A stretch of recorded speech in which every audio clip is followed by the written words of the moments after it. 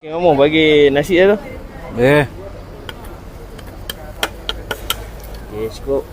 Okey, kuah campur lu Banji. Kuah campur ah. Okey. Ini kuah apa ni? Ni kuah ikan. Kuah ayam. Kambing. Totong.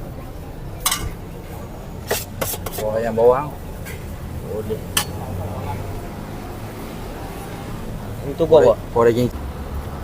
Kuah pohon lah. Boleh. Lepas tu bagi tu sotong. Kuah sambal eh. Betul, sotong sambal. Okay. Gulai ikan apa ni? Ikan ni ikan nyok. Boleh. Isi ikan. Isi ke perut? Isi. Lepas tu telur dadah. Ada tu. Pelengkap bawang goreng. Okay. Macam ni harga bawang. Macam ni harga 19. Bagi nasi bajet pula. Baik. Nasi biasa. Ya, cukup kuah campur. Nasi bajet lok bawang. Nasi bajet, nasi kuah campur, ayam goreng. Ayam goreng lah.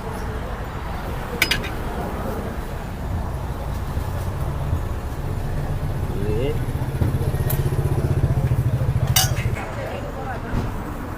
Ayam goreng lah. Ayam kepak. Boleh saya. Okey. Bawang goreng sikit.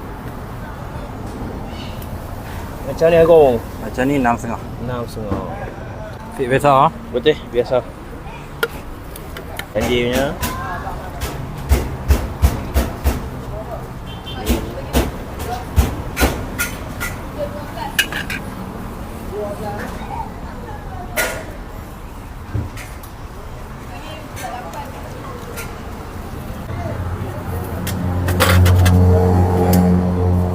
Sayur kobe.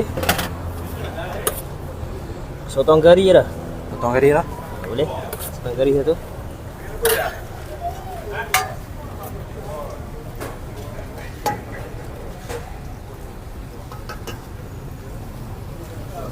Okey, lah telur kobe. Kurma ya, telur kurma. Macam ni harga apa ni? 16.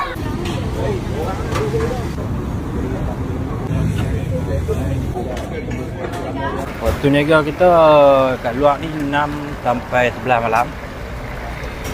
Buka setiap hari. Okey. Lokasi dia dekat Taman Ria, lorong 1.